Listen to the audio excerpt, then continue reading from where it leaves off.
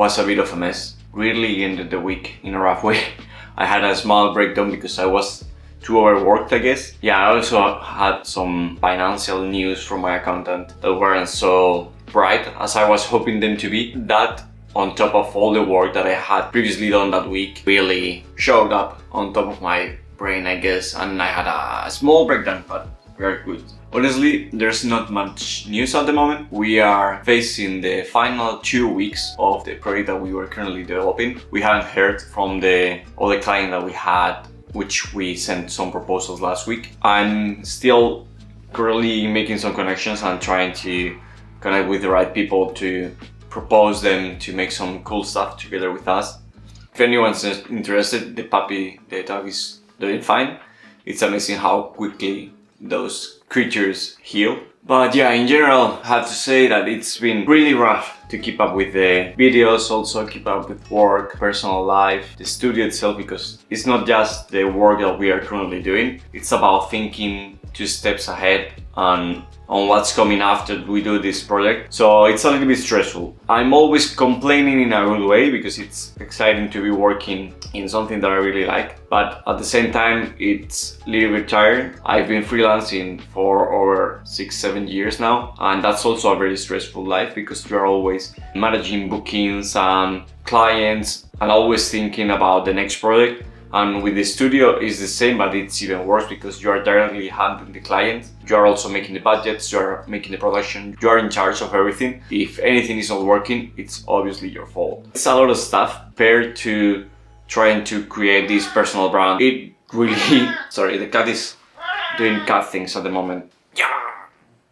There's just moments in which everything sum up gets too much. I'm working on it. I'm trying to relax. I still feel that thing inside of me that tells me that things aren't working at the moment, but I know because I've done this in the past, it will be gone if I just keep moving forward because it's how it is. I've been here before. I think this video is going to be a little bit more of a therapy session for me. So if you see me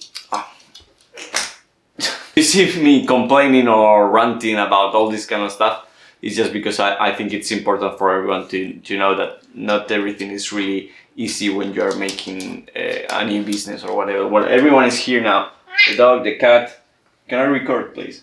So yeah, it's not so easy to do things. So there's moments in which things aren't working exactly as you planned to, but that's fucking life. What are you going to do?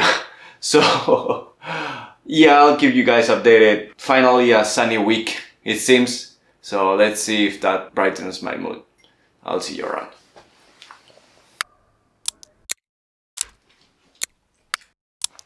I was browsing LinkedIn and I saw a post by someone complaining that they didn't have a lot of time to work on personal stuff since he became a dad. And that made me think about something. I was really worried to find the right time to work on my personal projects. It's true that while I was building the studio, I worked on a lot of personal projects, create the portfolio of this studio, of course. That required a lot of sacrifice. One important thing that I did was treating my personal as professional projects. I was postponing my personal projects a lot because I didn't have enough time.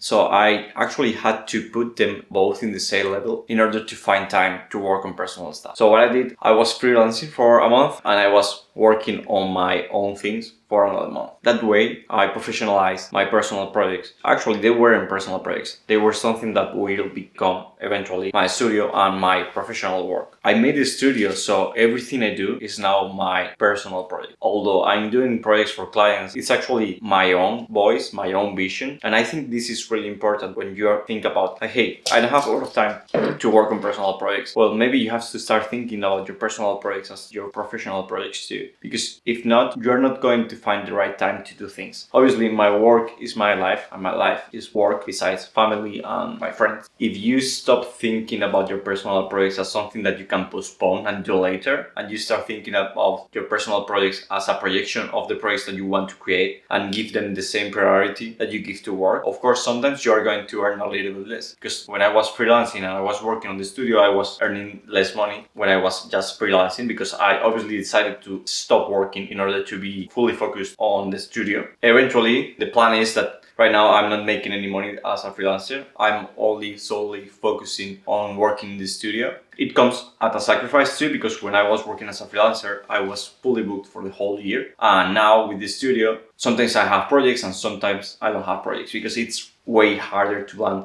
big projects that can last for a month or two. It's way easier when you are a freelancer and you just rely on different studios that have a lot of projects and they rely on you to help. Part of the sacrifice of making something new, it's not always easy. It's true that it takes some time. So in case I wasn't clear enough, stop making excuses and get to work.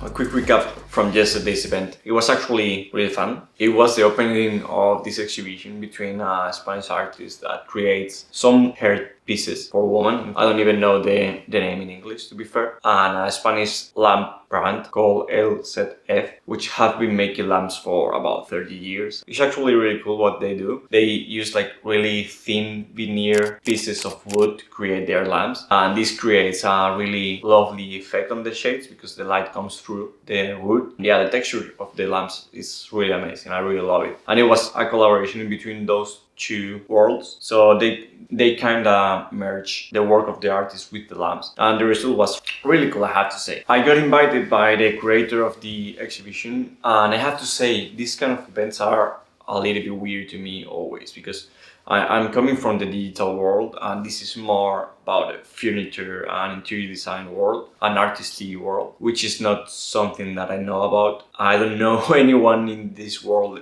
besides the creator and a couple of people who have invited me in the past to talk at some conferences. So every time I get invited to these places, I go, but I go by myself, and everyone there knows each other and they come in groups, so it's really hard to actually join a conversation or start a conversation with people. I usually just go there because I also like to get out of my comfort zone. But yeah, it's a little bit weird every single time, because you go there and you are just basically wandering around, taking some pictures. I recorded a little bit. Yeah, of course I said hi to the person that I know, but as she was the creator, she was really busy talking with people, so you can't even speak properly for a long time with anyone, you know? Why do I go to this kind of stuff? Well, I go there for two different reasons. One is to, as I said, get out of my comfort zone, and eventually, once I see the chance, I will probably talk with people. Two, because it's always good to check what's going on in this different kind of industry that actually I would love to get inside, because the studio is all about making pieces for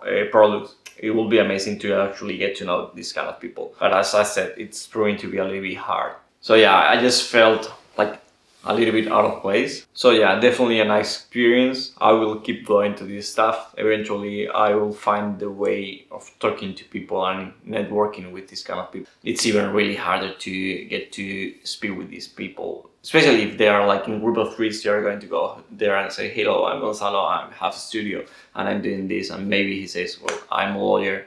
Who the fuck are you and why are you bothering me?" So we will keep trying.